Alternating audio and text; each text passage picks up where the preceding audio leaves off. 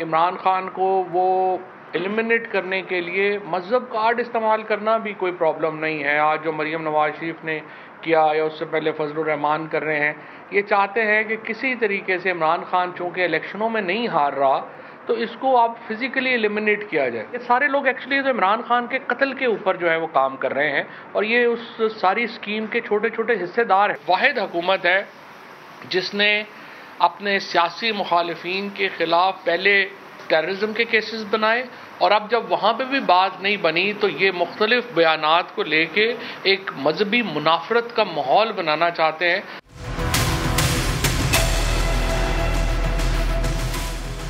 अस्सलाम वालेकुम नाज़रीन, आप देख रहे हैं प्रोग्राम 7 से 8। मैं हूं किरण नाज़। तहरीक इंसाफ के रहनुमा फवाद चौधरी साहब दावा कर रहे हैं कि इमरान खान को कत्ल करने की कोशिश की जा रही है, जिसके लिए मजहब कार्ड का इस्तेमाल हो रहा है।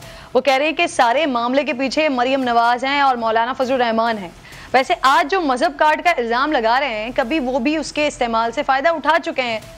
अगर हकीकी सियासत की जाए तो बेशक ये इबादत है, लेकिन सियासी फ़ायदा उठाने के लिए मजहब का इस्तेमाल किसी भी दौर में हो, ये काबिल मजम्मत है।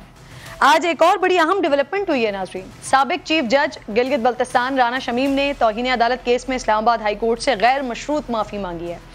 नए बयान में वो कह रहे हैं कि क्योंकि उनकी उम्र 72 साल हो गई है, दिल के वो मरीज हैं, जिसकी वजह से 3 साल पुराने वाक़े को बयान करते हुए उनसे गलती हो गई है। उन्होंने एक सीनियर जज के बजाय गलत फहमी की वजह से इस्लामाबाद हाई कोर्ट के मौजूदा जज का नाम बयान हल्फी में लिख दिया था। इस माफी नामे पर नाज़रीन हाई कोर्ट के रिमार्क्स थे कि बयान हल्फी पर कायम रहना और माफी दोनों साथ साथ नहीं चल सकते हैं। राना शमीम को सोच समझकर एक और बयान हल्फी जमा करवाने के लिए 1 हफ्ते की मोहलत दी गई है। बज़ाहिर ये लगता है कि राना शमीम वाक़े से इनकार नहीं कर रहे हैं, लेकिन जिस जज का नाम उन्होंने लिया था उसे गलत फहमी करार दे रहे हैं। अगर राना शमीम अपनी कही तमाम बातों से पीछे हट जाते हैं तो फिर मुस्लिम लीग नून का स्टांस क्या होगा, क्योंकि वो राना शमीम के इल्ज़ाम को गवाही के तौर पर पेश करते रहे। मैं सिर्फ इतना कहता हूं कि ये जो कंट्रोवर्सी अराइज हुई है उससे इस हाउस के इलेक्शन के ऊपर सवालिया निशान उठा है। नवाज शरीफ और उसकी बेटी को कैद में रख के उनको इलेक्शन में पार्टिसिपेट करने से रोका गया। जो खुद चीफ जस्टिस रहा हुआ है गिलगित बल्तिस्तान का, उसने एफिडेविट दिया है और उसने बड़े बड़े नाम लिए हैं। हम जो है ब्लाइंड एंड डेफ नहीं हो सकते।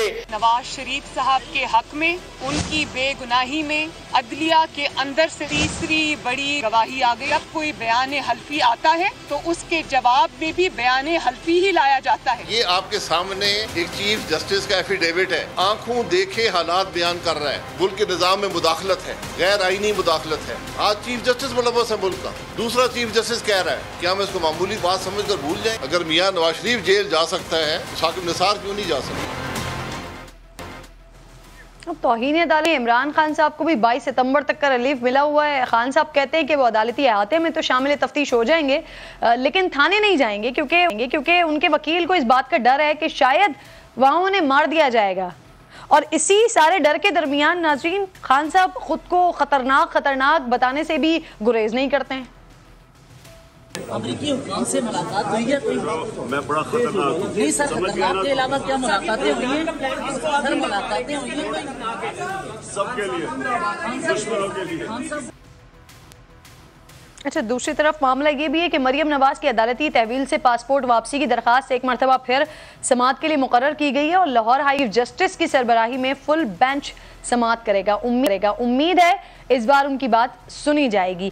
प्रोग्राम में तमाम बात करने के लिए शुएब शाहीन साहब पाकिस्तान तहरीक इंसाफ के वकील मेरे साथ मौजूद होंगे, तारिक बशीर चीमा साहब मेरे साथ मौजूद होंगे, नईम हनीफ साहब मेरे साथ मौजूद होंगे। इन सारे मामलात पर इस पर हम बात करेंगे। अब सबसे पहले तो ये कि फवाद चौधरी साहब जिस तरह के स्टेटमेंट्स दे रहे हैं और जो वो बात कर रहे हैं कि खान साहब की जान के हवाले से भी वो बात कर रहे हैं, अल्लाह ताला उनको ज़िंदगी सेहत और तंदुरुस्ती दे, लेकिन कुछ खान साहब को खुद भी ज़रा लिहाज करना चाहिए। बात करते हुए जो भी कोई बात करते हैं तो खान साहब को खुद भी ज़रा लिहाज करना चाहिए, बात सोच समझ कर करना चाहिए, क्योंकि बार बार हम ये बात करते रहे हैं कि वज़ीर आज़म रहे हैं इमरान खान साहब, कोई गली मोहल्ले की सियासत नहीं करते, नेशनल लेवल की सियासत करते हैं, तो उनको अपनी ज़बान पर, उनको अपने लफ्ज़ों पर ज़रा काबू रख कर बात करनी चाहिए। नईम हनीफ साहब मेरे साथ मौजूद हैं, बहुत शुक्रिया। अस्सलाम वालेकुम नईम साहब।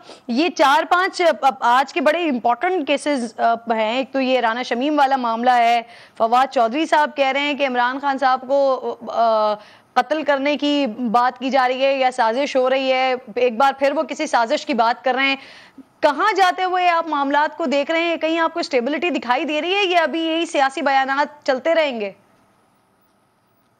देखिए किरण, जहाँ तक खान साहब का मामला है, वो तो जब अदम एतमाद की तहरीक पेश की गई थी, मैंने तब भी कहा था कि ना तो अदम एतमाद की तहरीक में PDM को कुछ करना पड़ेगा और ना ही इनके किसी सियासी मुखालफ को।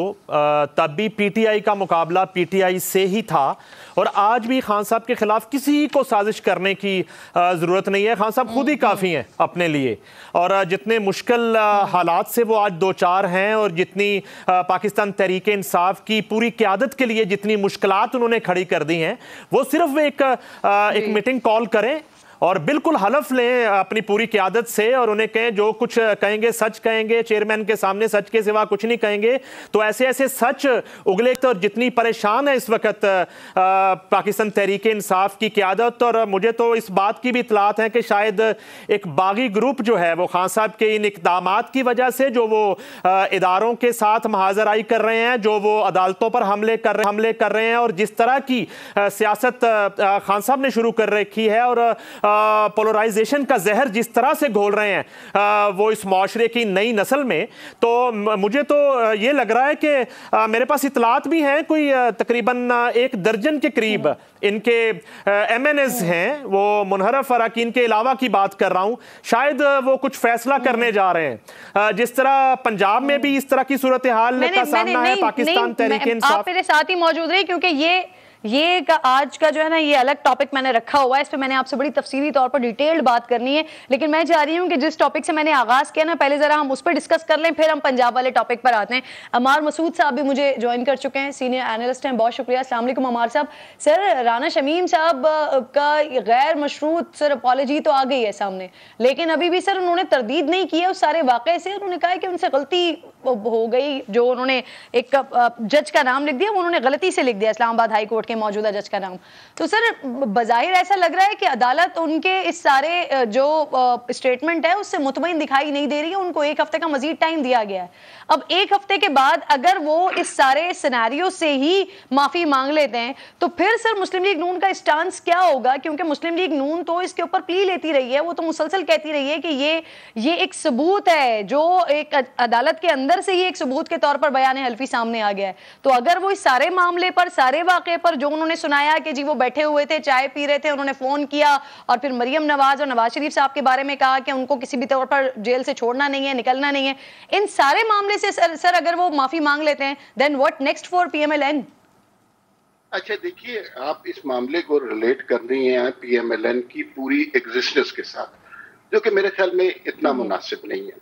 ये बात बिल्कुल सही है कि PMLN ने इसको अपनी कैंपेन का हिस्सा बनाया था और कहा था राना शमीम साहब का बयान हल्फी आ गया हुआ है और उसके वो खुद मान रहे थे। अगर उनसे कोई गलती हुई है तो चाहे वो जज हो, वकील हो, जर्नैल हो, सहाफी हो, तो उन्हें जरूर माफी मांगनी चाहिए। लेकिन PMLN का बयानिया क्या राना शमीम तक महदूद है? ये बहुत बड़ी गलतफहमी है। आपको अरशद मलिक जो जज थे उनका बयान याद नहीं आता? आपको नैब के चेयरमैन की नाजेबा वीडियो और उसके बाद होने वाले इकदामात याद नहीं आते? आपको सिसिलियन माफिया वाले और ब्लैक लॉ डिक्शनरी वाले वो कलमात याद नहीं आते? आपको साकिब निसार और आसिफ खूसा और वो मॉनिटरिंग जज वाली सारी कहानी भूल जाती है? आपको ये याद नहीं रहता कि एक वजीर आजम को बेटे से तनख्वाह ना लेने की बेसिस पर उसको निकाल दिया गया था? हसन नवाज जब पेश हुए थे, हुसैन नवाज से, तो उनकी तस्वीर लीक की गई थी। तो PMLN के पास खजाने में उनके पास बहुत कुछ है। राना शमीम वाली बात अगर बिल्कुल ये पलट जाते हैं साहब, जाहिर है उन्हें थोड़ा सा धचका जरूर लगेगा, लेकिन ये कह देना कि राना शमीम वाली बात से उनके सारे बयानिए की एग्जिस्टेंस खत्म हो गई है, ये बिल्कुल गलत बात है और ऐसा मुमकिन नहीं है। इसके अलावा बेतहाशा शवाहिद उनके पास मौजूद है। सही। अच्छा सर, इसी सारे सिनारियो में मौलाना फजलुर रहमान साहब का एक बड़ा इंपॉर्टेंट स्टेटमेंट आया है। वो कह रहे हैं कि एक्सटेंशन देने वाली पार्लियामेंट को एक्सटेंशन क्यों नहीं मिल सकती? तो सर कहीं ना कहीं क्या इस बात की कोई एग्जिस्टेंस मौजूद है कि इसी मौजूदा सेटअप को 6 महीने के लिए प्रोलॉन्ग कर दिया जाए इन्हीं तमाम लोगों के साथ सर? अच्छा, ये अब एक्सटेंशन किसकी बात कर रही हैं, थोड़ा सा वजाहत करते हैं। क्या सर पार्लियामेंट की एक्सटेंशन की बात कर रही हैं या पार्लियामेंट की? तो पार्लियामेंट की एक्सटेंशन क्या मतलब है? पार्लियामेंट तो 23 अगस्त तक उनका इलेक्शन कराने का प्लान है, अगले साल अगस्त 23 में, और वहां भी उनको इलेक्शन करवाने चाहिए और एक्सटेंशन देने का इससे कोई ताल्लुक नहीं होना चाहिए। ये पार्लियामेंट का फैसला है, ये हुकूमत का फैसला है, ये इत्तेहादी जमातों का फैसला है और ये इन सब ने मिलकर फैसला करना है। और जो अभी तक शवाहिद नजर आ रहे हैं, इमरान खान साहब का ये जो बयानिया था कि इलेक्शन करवाओ वरना शायद पाकिस्तानी नाउजुबिल्लाह खुदा न खास्ता नहीं रहेगा, वो तो इस नहज पर पहुंच गए थे। वो बयानिया आहिस्ता आहिस्ता दम तोड़ता जा रहा है और अब उन्हें अंदाजा हो रहा है कि ये जो मौजूदा हुकूमत है ये कम से कम अक्टूबर तक, नवंबर तक तो इलेक्शन नहीं करवा रही। उसके बाद जाहिर है सेंसस अभी होना है, हल्का बंदियां होनी है, तो ये अगले साल अगस्त में ही कहीं इलेक्शन होगा। मुझे जाती तौर पे ये एक्सटेंशन देने वाली पार्लियामेंट को एक्सटेंशन नहीं देनी चाहिए। पार्लियामेंट का तो एक वक्त मुकर्रर है, उस वक्त उन्होंने इलेक्शन कराना है, एक्सटेंशन की जरूरत पार्लियामेंट तो फिर क्या इनके अमार साहब फिर क्या मौलाना साहब के इस स्टेटमेंट को फिर एक सियासी स्टेटमेंट समझा जाए ना? नईम हनीफ साहब का भी कमेंट इस पे शामिल करते हैं। नईम साहब, ये मौलाना फजलुर रहमान साहब जो कह रहे हैं कि भाई एक्सटेंशन देने वाली पार्लियामेंट को भी एक्सटेंशन मिलनी चाहिए, इस पर कमेंट कीजिएगा। साथ साथ ये कि एक तरफ हम देखते हैं हुकूमत बात करती है कि जी जो मौजूदा जो मुकर्ररा वक्त है उसी पर इलेक्शन होंगे, लेकिन खान साहब यही रट लगाए हुए हैं कि अर्ली इलेक्शंस करवाए जाएं। अब एक बार फिर वो कह रहे हैं कारकुनान बिल्कुल तैयार है, तो क्या ऐसी कोई सिचुएशन है जो हमने अगले सेगमेंट में पंजाब के हवाले से बात करनी है कि उससे पहले ही खान साहब फिर अपने कारकुनान को लेकर इस्लामाबाद में मौजूद हों, फिर ये सियासी रस्साकशी का आगाज हो जाए? ये इतना सादा मामला नहीं है, शायद अमार साहब सवाल आपका समझ नहीं पाए माजरत के साथ।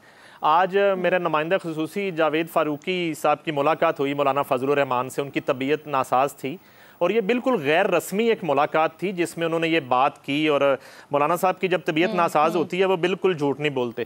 तो ये जो बात है ना, ये बड़ी गहरी बात आज उन्होंने किरण की है। ये उन्होंने ये कहा है कि अगर पार्लियामेंट जो है वो एक्सटेंशन दे सकती है तो पार्लियामेंट एक्सटेंशन ले भी सकती है। तो एक्सटेंशन कहाँ दी जाती है? एक्सटेंशन जो है जब आपकी मुद्दत मुलाजमत पूरी हो जाती है उससे इजाफी वक्त जो आप लेते हैं उसको एक्सटेंशन कहते हैं। तो पार्लियामेंट का एक्सटेंशन लेने से मुराद उनकी ये है कि पहली तो बात ये है कि इंतखाबात इस साल तो जो पीडीएम फैसला कर चुकी है और जो वफाकी हुकूमत का डिसीजन है, जो हमारे पास इतलात हैं, इस साल तो दरकिनार अगले साल अगस्त के बाद का प्लान किया जा रहा है, 5 साल मुद्दत पूरी करने के बाद। इसके साथ ही साथ जो है एक तजवीज़ ज़ेरे गौर है, उससे कबल बहुत अहम महीने आने वाले हैं। इसके बाद उन 2 महीनों में शायद इस तरह के कुछ मामलात भी किए जाएं कि पार्लियामेंट भी एक्सटेंशन जो है वो उसकी डिमांड कर दे और ये टेन्योर 5 साल की बजाय 6 साल तक इसको बढ़ाया जा सकता है। जी जी बिल्कुल बिल्कुल बिल्कुल, उसमें जो है वो अमेंडमेंट भी सोची जा रही है और उसके बाद जो है वो पार्लियामेंट में एक बिल भी पेश किया जाएगा। और चूंकि वहाँ पर पाकिस्तान तहरीक इंसाफ जो है, जो वफाकी ओपोजिशन कहलानी चाहिए, वो मौजूद नहीं है किरण असम्बली में। और बड़ा एक आसान ग्राउंड है इस वक्त वफाकी हुकूमत के पास और ये कोशिश की जा सकती है कि पार्लियामेंट जो है गैर मामूली हालात हैं मुल्क में, जो है वो आधे से ज्यादा मुल्क इस वक्त सैलाब ज़दा हो चुका है, उसकी बहाली का अमल है और इस गैर मामूली सूरत हाल में पार्लियामेंट जो है, मौजूदा पार्लियामेंट और मौजूदा वफाकी हुकूमत वो 1 साल की एक्सटेंशन जो है वो मांग सकती है। ये मौलाना फजलुर रहमान साहब ने कैटेगोरिकली आज जी जी सही है, बड़ी इंपॉर्टेंट बात कर दी है, बिल्कुल ठीक है। वो अमार साहब ने बिल्कुल सुन भी लिया होगा। अमार साहब, अब एक और भी ये अमरीकी सिफारतकार लॉबिस्ट इनसे मुलाकातों के हवाले से ना खबरें बड़ी गर्दिश कर रही हैं कल से सर। कुछ निजी चैनल्स की तरफ से भी खबर दी गई, कुछ सहाफ़ी हैं वो लोग भी इस पर बात कर रहे हैं, लेकिन खान साहब की तरफ से ना सर इसकी तरदीद की जा रही है और ना इसकी तस्दीक की जा रही है। अगर ये मुलाकातें हुई हैं अमार साहब, तो ये जो पिछले 3, 4, 5 महीने से मुसलसल बातें चलती रही हैं अमेरिका की तरफ से, ये अमेरिका की सारी साजिश है, अमेरिका ने साजिश किया है, लोगों को आज़ादी दिलवानी है, हकीकी आज़ादी दिलवानी है, तो फिर ये इन मुलाकातों के मकासद क्या होंगे सर?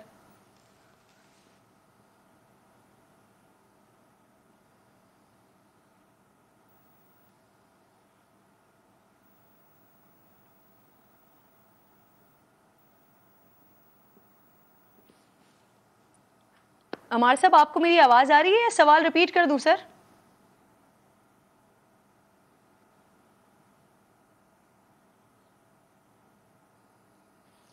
अमार साहब, मैं आपसे पूछना सही अमार साहब तक मैं रिक्वेस्ट करूंगी आप लोगों से कि उन तक मेरा सवाल पहुंचाएं ताकि फिर वो इस पर रिस्पॉन्ड करें। नईम साहब, ये जो खबरें इत्तलात मिल रही हैं काफ़ी जगहों से, हमने भी इसकी कंफर्मेशन की कोशिश की है, तो सर पीटीआई के हलकों से स्पेशली खान साहब की तरफ से तो ना तस्दीक हो रही है और ना तरदीद हो रही है। अगर ये मुलाकातें हुई हैं, अगर इस खबर में सदाकत है सर, तो फिर तो ये वो सारा बयानिया और उस बयानिए से रिलेटेड सर फिर वो मकासद क्या हो सकते हैं इन मीटिंग्स के? किरण, मकासद साफ वाज़े मकासद हैं। खान साहब को अर्ली इंतखाब चाहिए और इन मुलाकातों का मकसद उसी तरह रजीम चेंज है जो इल्ज़ाम खान साहब ने जो है वो लगाया था पीडीएम पर और इदारों पर इल्ज़ाम लगाया। तो ये मुलाकातें उस वक़्त भी नहीं रुकी थी जो हमारी इतलात हैं, जब खान साहब वो ख़त लहरा रहे थे और खान साहब जो है जलसों में आके रजीम चेंज का वो एक पूरा बयानिया बना रहे थे। ये मुलाकातें किरण उस वक़्त भी जारी थीं और बिल्कुल वो तस्दीक करें या तरदीद करें, बल्कि फवाद चौधरी और कुछ रहनुमाओं की तरफ से तरदीद आना शुरू हुई थी कल से, और ये कहना था कि ये कोई पुरानी मुलाकातें हैं। बिल्कुल मेरी ये इतलात हैं कि जिस वक्त खान साहब वो ख़त लहरा रहे थे, उसके बाद जब जलसों में आके उस बयानिए को जो है वो बनाने की कोशिश कर रहे थे, उस वक्त भी राब्ते और मुलाकातें नहीं रुकी थी और खान साहब की सतह पे और इनकी क़यादत की सतह पे वो मुलाकातें कहीं ना कहीं जारी थी और उसका मकसद यही था कि एक प्रेशर बिल्ड करना और उसके साथ ही साथ कन्विंस करना उन मुलाकातियों को कि आप जो है नजरसानी करें अपने फैसले पर और उनके साथ टर्म एंड कंडीशन तय करना और मुस्तकबिल की सियासत को जो है वो सही। ठीक आती हूँ आपकी तरफ नईम साहब दोबारा। अमार साहब, अगर आपको मेरी आवाज़ आ रही है तो सर ये इन मुलाकातों के वैसे मकासद क्या हैं? क्या खान साहब अमेरिका को भी ये बता रहे हैं कि आपने मेरे खिलाफ साजिश की है?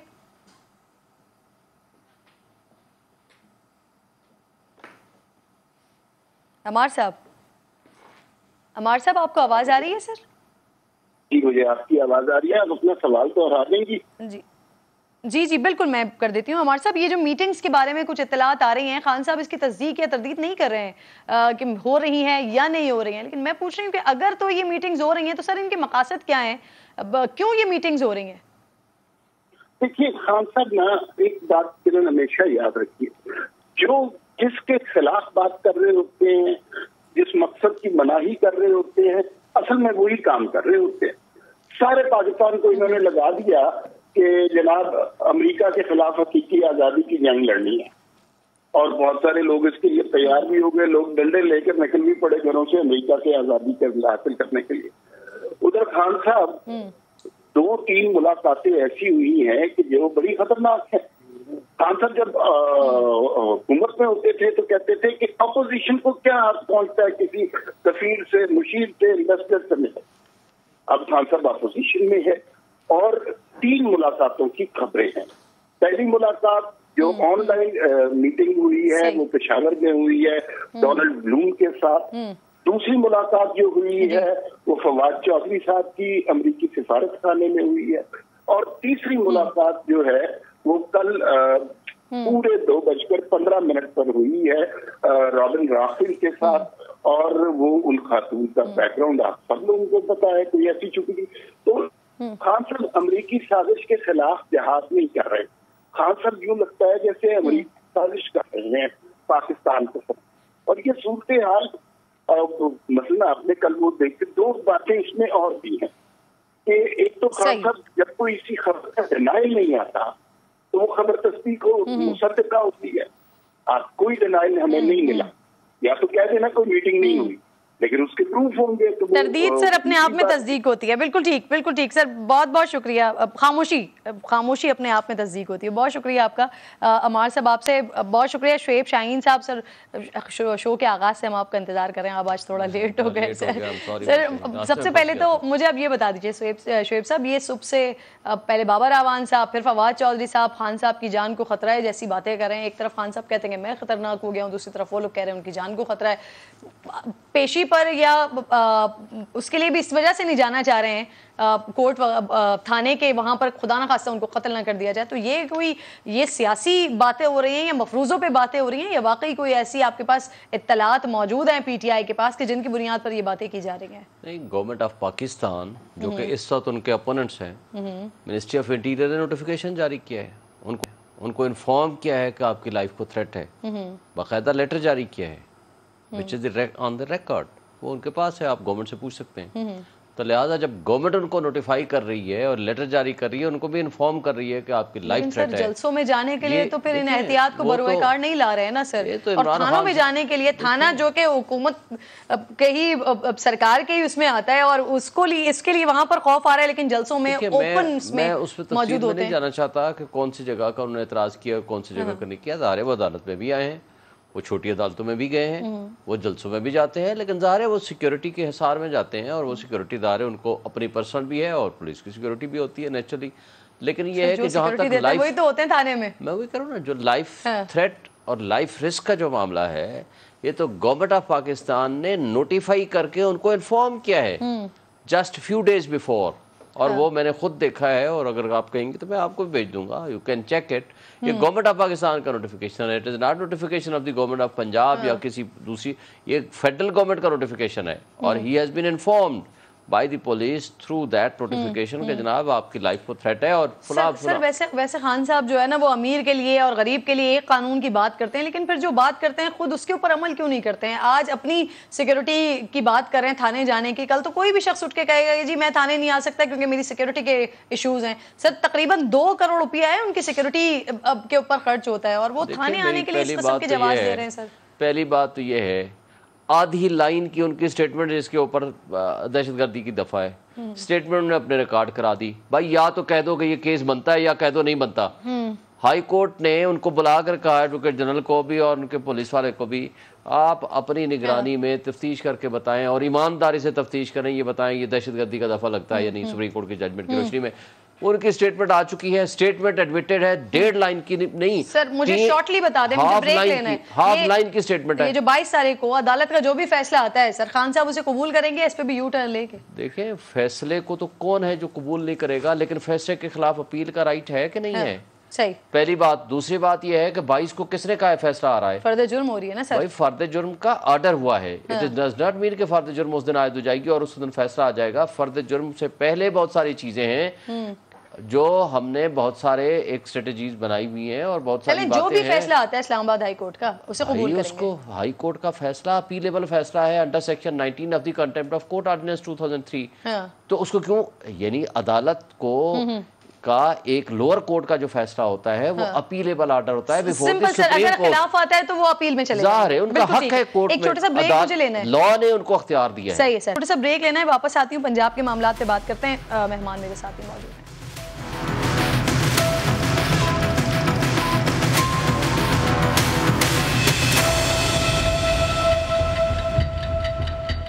बैक वंस अगेन जी। पंजाब के वजीर आला के सितारे क्या गर्दिश में नजर आ रहे हैं? खुद पीटीआई के मुताबिक पीडीएम ने हुकूमत गिराने के लिए होमवर्क मुकम्मल कर लिया है और गवर्नर पंजाब के जरिए वजीर आला को एतमाद का वोट लेने का कहा जा सकता है, जबकि राना सनाउल्लाह साहब भी बड़े वाज़ेह इशारे दे रहे हैं। तारिक बशीर चीमा साहब मुझे ज्वाइन कर चुके हैं, विफाकी वजीर हैं। बहुत शुक्रिया आपका। अस्सलाम वालेकुम तारिक साहब।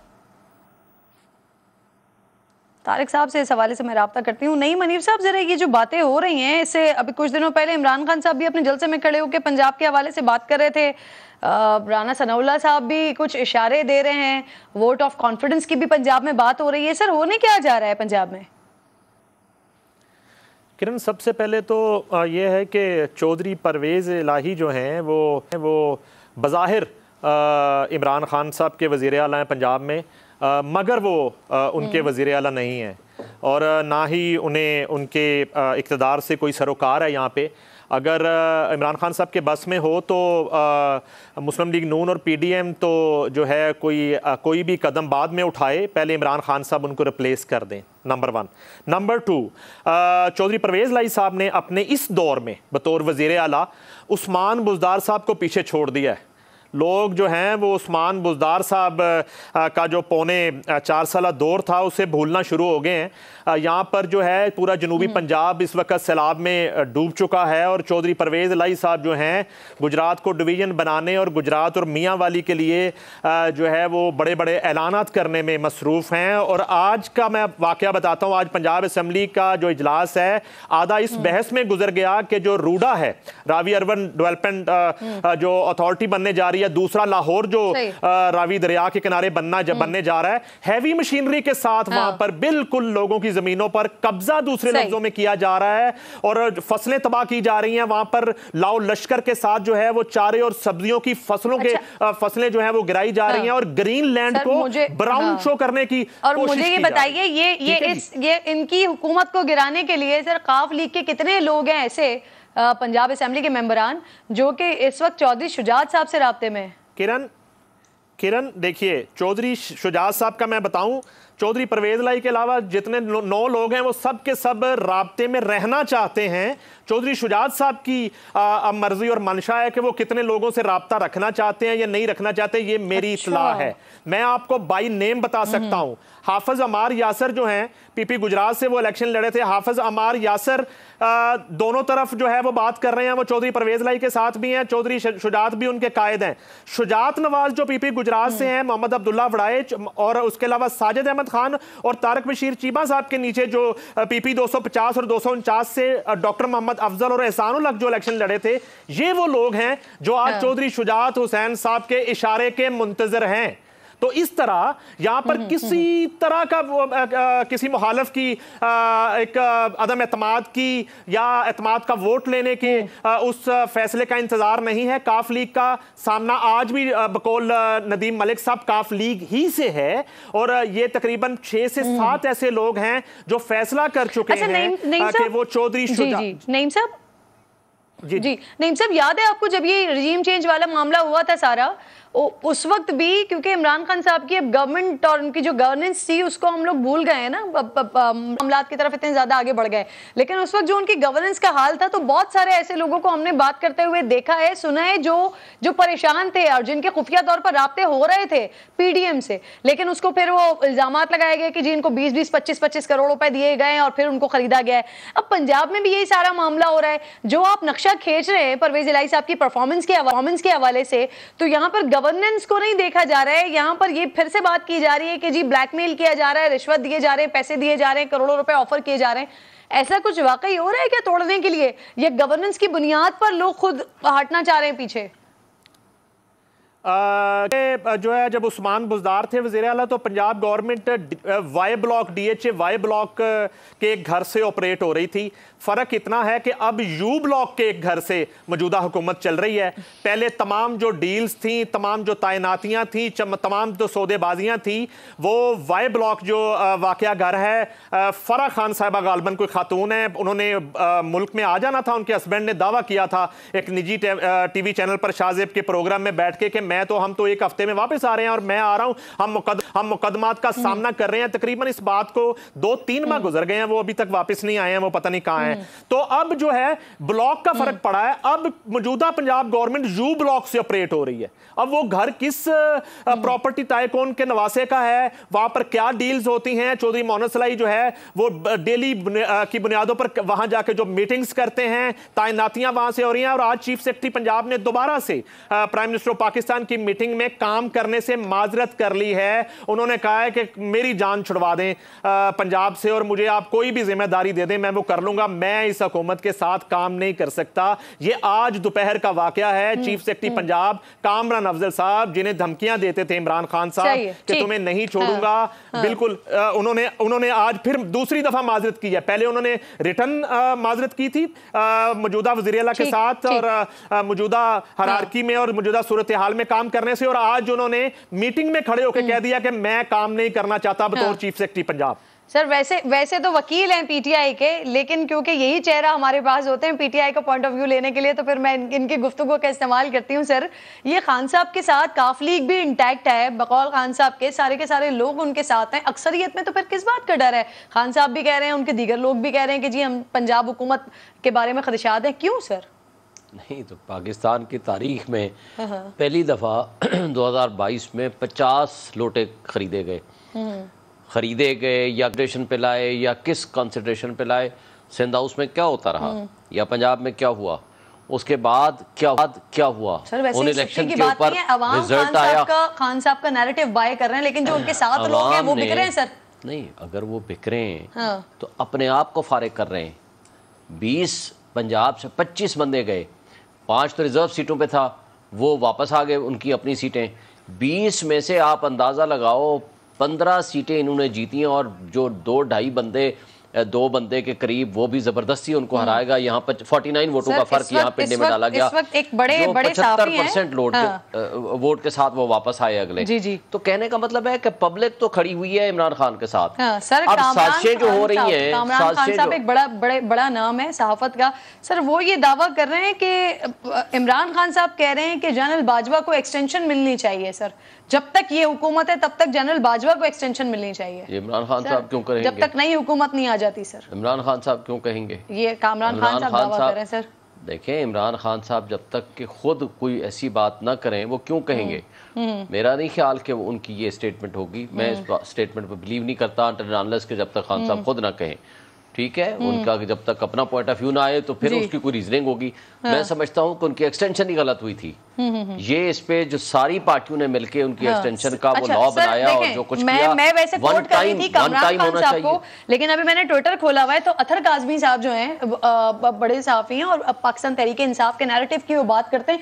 वो ये कह रहे हैं मौजूदा आर्मी चीफ को एक्सटेंशन दी जाए, नया आर्मी चीफ इंतखाबात के बाद अगली मुंतखब हुकूमत होने वाली जो है हुकूमत वो तैनात करे। तो यानी अतर काज़मी साहब भी इस बात की तस्दीक कर रहे हैं। जो मैं समझाऊं ना उनका नैरेटिव, वो ये कह रहे हैं कि जल्दी इलेक्शन करा दें, इनको 2 महीने 4 महीने जितना इलेक्शन तक है वो इनको प्रेसिडेंट स्टेटस रखें, वो रखें ताकि अगले 3 साल के लिए जो अपॉइंटमेंट हो वो हुकूमत करे जो हुकूमत मैंडेट रखती है। ये है पर्पस इसके पीछे जो आप भी यही बात समझ रहे हैं जो सर समझ रहे हैं या कुछ और मामला है ये नईम साहब? नहीं, मेरे लिए बड़े काबिल एहतराम है शाहीन साहब। इससे पहले उन्होंने कहा कि पाकिस्तान की तारीख में पहली दफ़ा जो है वो सिंध हाउस मंडी लगी। मेरा ख्याल है पहली दफ़ा नहीं लगी, दूसरी 50 लोटे। मैंने कहा एक बात क्लैरिफाई कर दे, 50 लोटे पाकिस्तान की तारीख में पहली दफ़ा हुआ है। इससे पहले इतने ज्यादा नहीं हुए। जहाज भर के आए जनूबी पंजाब से, जहांगीर तरीन साहब लोटों के जहाज भर के लाए थे सर। वो तादाद पे आ गए ना। चले आगे बढ़े वो तादाद पे आ गए ना। वो कह रहे हैं तादाद ज्यादा थी। चले आ जाए। अच्छा चलें, और एक ही पार्टी वो ये बात ये है कि बिल्कुल ऐसा नहीं है जो शाहीन साहब समझ रहे हैं। ये जो मौलाना फजलुर रहमान साहब ने बात की और उससे पहले खुर्शीद शाह साहब ने भी बात की, बिल्कुल इंतखाबात जो हैं वो जल्दी नहीं हो रहे, वो आइंदा साल होंगे। 5 साला पार्लिमानी जो टिनोर है वो पूरा करेगी मौजूदा पार्लिमान। उस कॉन्टेस्ट में कामरान खान साहब का ट्वीट आया है, उसी कॉन्टेस्ट में अतर काज़मी बात कर रहे हैं कि मौजूदा चीफ जो हैं उनको एक मरतबा फिर से एक्सटेंशन जो है वो मिलनी चाहिए और आइंदा जो मुंतखब हुकूमत है बिल्कुल वो आके अपना चीफ जो है उसका फैसला करें। ये इम्पोर्टेंट बात है, मेरे लिए इम्पोर्टेंट बात है। अगर इस कामरान खान साहब दावा कर रहे हैं, दीगर साफी हैं वो दावा करें। अगर इस बात में सदाकत है तो फिर वो खान साहब के उसूल और वो खान साहब इतने अपनी बात करते हैं तो वो सब कहाँ चले गए, और फिर ये शहनशाह यू टर्न के लिए एक और उनके लिए तमगा होगा जो एक्सटेंशन की वो बात कर रहे हैं। बहरहाल जी शुएब साहब बहुत शुक्रिया आपका, नईम हनीफ साहब आपका भी बेहद शुक्रिया। क्विकली नाज़रीन अगले सेगमेंट की एक और बड़ा इशू है, सिवियर इशू है जो इस वक्त कराची से लेकर खैबर पख्तूनख्वा तक फैल रहा है, जिस पर बात करना, जिस पर अवेयर करना बहुत ज़्यादा ज़रूरी है। डेंगू के डंग बड़े तेज़ होते जा रहे हैं, छोटे बड़े तमाम अस्पतालों में मरीज़ भरने लगे हैं, सैकड़ों की तादाद में वो मरीज़ हैं जो रिपोर्ट ही नहीं हो रहे हैं। मुल्क का सबसे बड़ा शहर है कराची और यहाँ पर केसेस की तादाद इतनी हो गई है कि डाटा इकट्ठा करना मुश्किल हो गया है। शहर में अब तक 2 मरीज़ डेंगू के बाइस ज़िंदगी से हाथ धो बैठे हैं। अगर मैं पंजाब की तरफ आती हूँ तो यहाँ पर 1,500 के करीब केसेस सामने आए हैं, 4 मरीज़ जाबाक हुए हैं। खैबर पख्तूनख्वा में भी केसेस की तादाद 1200 से ऊपर जा चुकी है, 3 अफराद ज़िंदगी से हाथ धो बैठे हैं। गुज़िश्ता साल पाकिस्तान में 48,000 से ज़ायद केसेस सामने आए हैं, 183 मरीजों की सांसों की डोर टूटी है। सैलाब के बाइस इस बरस सूरत हाल मजीद ख़राब होने का अंदेशा है। और हैरत अंगेज़ तौर पर नाज़रीन, हैरत अंगेज़ तौर पर वैक्सीन ही नहीं तैयार की जा सकी है। क्यों नहीं तैयार की जा सकी भाई? इस पर बात करने के लिए मेरे साथ प्रोग्राम में डॉक्टर सईद खान साहब मौजूद है। अस्सलाम वालेकुम डॉक्टर साहब। सर, ये इस वक्त कराची में जो डेंगू की मौजूदा सूरत हाल है, कितनी तादाद है मरीजों की और जो टेस्ट हो रहे हैं सर उसमें पॉजिटिविटी का रेशो क्या है? सईद साहब। वालेकुम सलाम, बहुत बहुत शुक्रिया प्रोग्राम में इनवाइट करने का। जिस तरह आपने इंट्रो में बताया कि इस वक्त डेंगू केसेस बहुत तेज़ी से बढ़ रहे हैं, ऑलरेडी काफ़ी ऑक्युपाइड हैं हॉस्पिटल्स और जो डेंगू के बेड्स हैं वो काफ़ी लोगों को बड़े मुश्किल से मिल रहे हैं। और इसकी वजह यही है कि कराची में स्पेशली और पूरे मुल्क में जगह जहाँ पे मानसून की बारिशें हुई हैं वहाँ पे पानी कड़ा होने की वजह से मच्छरों की अफजाइश बहुत ज़्यादा हुई है और अभी ये सिलसिला मज़ीद 1 महीना जारी रहेगा। और केसेस तो बहुत ज़्यादा हैं, यकीनन जो लोग रिपोर्ट कर पा रहे हैं, जो उनकी टेस्टिंग हो रही है तो उनका पता चल रहा है बहुत सारे केसेस ऐसे हैं जो लेबॉर्ट्री तक नहीं पहुंच पा रहे हैं या वो डेटा में शामिल नहीं है। तो इस वक्त केसेस काफ़ी ज़्यादा हैं और इससे अंदाज़ा हो सकता है कि जिस तरह लोग अपने बेड्स के लिए और हॉस्पिटल में ब्लड के लिए कोशिश कर रहे हैं तो उससे यही अंदाज़ा हो रहा है कि केसेस बहुत ज़्यादा हैं और इसमें मज़ीद इजाफा होता चला जाएगा जैसे जैसे डेंगू के जो ये वायरस हैं और मच्छर हैं जितने ज़्यादा तेज़ी से ये फैल रहा है पूरे माहौल में, जब तक हम इसको स्प्रे करके काबू नहीं पाएंगे और इनफरादी तौर पे हम मच्छरों से अपने आप को नहीं बचाएंगे तो ये बीमारी मज़ीद बढ़ेगी। सर कि पाकिस्तान इस वक्त सैलाब में गिरा हुआ है, सिंध में तो शहर इस वक्त डूबे हुए हैं, जगह जगह पानी खड़ा हुआ है, इसकी वजह से सूरत हाल मज़ीद बिगड़ सकती है, ख़राब हो सकती है? यकीनन ये पानी जो है डेंगू मच्छर के लिए एक सेंचुरी है, वहाँ पे इसकी अफजाइश होती है, ये मच्छर मज़ीद अंडे देती है, लार्वे निकलते हैं और ये सिलसिला मुसलसल जारी रहता है। तो 2 चीज़ें हमें करनी चाहिए, एक तो बड़े पैमाने पे इस तरह के जो इस मच्छर के अंडे लार्वे इस पानी में मौजूद हैं उसको तलब करने के लिए इक़दाम करने चाहिए जो ज़्यादातर गवर्नमेंट लेवल पे या जो भी फलाई इदारे हैं उनको करना चाहिए। दूसरा, आवाम को इनफरादी तौर पे अपने आप को अपने घरों को महफूज बनाना चाहिए कि ये मच्छर घर के अंदर दाखिल ना हो और फिर गाड़ी तौर पे कपड़ों का इस्तेमाल ऐसा करना चाहिए कि जिस्म के ऐसे हिस्से जिसको मच्छर काट सकते हैं उसको कवर करें और मच्छर मार अद्वियात का स्प्रे करें। माहौल हमारा काफ़ी ऐसा है जो मच्छरों की अफजाइश के लिए बहुत आइडियल है। तो लॉन्ग टर्म पॉलिसी तो जारी बात बनानी चाहिए, लेकिन मुल्क की हालात इस तरह है कि जगह सैलाब है और इसकी वजह से ये केसेस बढ़ रहे हैं। कोविड आया, उसकी vaccine sir with in year ready हो गई, लोगों को लगना शुरू हो गई, बहुत बड़ी तादाद में दुनिया भर में कोविड वैक्सीन लग गई है। डेंगू को सर 3-4 साल इसके केसेस पे केसेस आ रहे हैं, लेकिन ये कई साल हो गए, मसला बना हुआ है, इसकी वैक्सीन अब तक क्यों नहीं तैयार की जा सकी? ये थोड़ा सा कॉम्प्लिकेटेड इशू है, दुनिया भर में इसके वैक्सीन है लेकिन वैक्सीन लगाने के बहुत ज़्यादा फ़ायदे नहीं है बल्कि उल्टा नुकसान साबित हो सकता है। इसलिए इस पे साइंटिस्ट काम कर रहे हैं क्योंकि डेंगू में एक फिनोमिना उसको हम कहते हैं सीरोटाइप, जिस तरह कोविड के वेरिएंट्स होते हैं इसके सीरोटाइप्स होते हैं और ये अगर पहला सीरोटाइप किसी को इन्फेक्ट करता है और अगली बार दूसरा सीरोटाइप इन्फेक्ट करता है, तो जो पहले से मौजूद एंटीबॉडी है ये नए सीरोटाइप के लिए कारामद होती है, जो कि मरीज के फेवर में नहीं होती और ये बीमारी शिद्दत इख्तियार कर सकती है। इस तरह जो वैक्सीन है वो तब हम लगा सकते हैं जब किसी को ये कंफर्म हो कि उसको पहले से डेंगू नहीं हुआ हो। तो ये वाली चीज़ जो है इस वक्त काफ़ी कॉम्प्लिकेटेड है वैक्सीन बनाने के। ऑलरेडी वैक्सीन कुछ बन भी चुकी है लेकिन वो इतनी अफादियत वाली नहीं है कि सर साइंसदान यहाँ पे मेहनत कर रहे हैं, उनसे बन नहीं रही है, लेकिन माशाल्लाह लोग तो जो घरों में इलाज कर रहे होते हैं वो पपीते के पत्ते उबाल के और डिफरेंट तरीके डेंगू से बचाव के लिए या डेंगू के मरीज की सेहत के लिए, तो उस पर डॉक्टर्स क्या राय रखते हैं सर? डॉक्टर्स की यही राय है कि अपनी इम्यून सिस्टम को बूस्ट करने के लिए ग़िज़ा लेनी चाहिए। नेचुरल प्रोडक्ट्स का इस्तेमाल एक हद तक सही है, लेकिन डॉक्टर का मशवरा बिल्कुल ज़रूरी है, क्योंकि कई बार ये होता है कि लोग ये टोटके इस्तेमाल करते हैं या सेल्फ मेडिकेशन करते हैं और ऐसे में इनकी जो प्लेटलेट्स काउंट है बहुत कम हो जाते हैं और खुदा न खास्ता इमरजेंसी की सिचुएशन बन जाती है। तो डेंगू के 4 में से 1 मरीज़ की वो बीमारी बढ़ जाती है और उसमें भी जो सीवियर केसेस हैं वो जानलेवा भी साबित हो सकती है। तो इसलिए यकीनन अपनी ग़िज़ा और फ्रूट्स और जूसेस लेने चाहिए, लेकिन डॉक्टर से रुजू लाजमी करें और अपने प्लेटलेट्स का जो काउंट है उस पर नज़र रखें। ऐसा ना हो कि खुदा न खास्ता कोई ऐसे टोटके ले रहा हो और उनके प्लेटलेट्स ऐसे कम हो जाए कि उनको फिर इमरजेंसी में हॉस्पिटल जाना पड़े। कैसे नज़र रखें, उसके क्या क्या अलामात क्या है?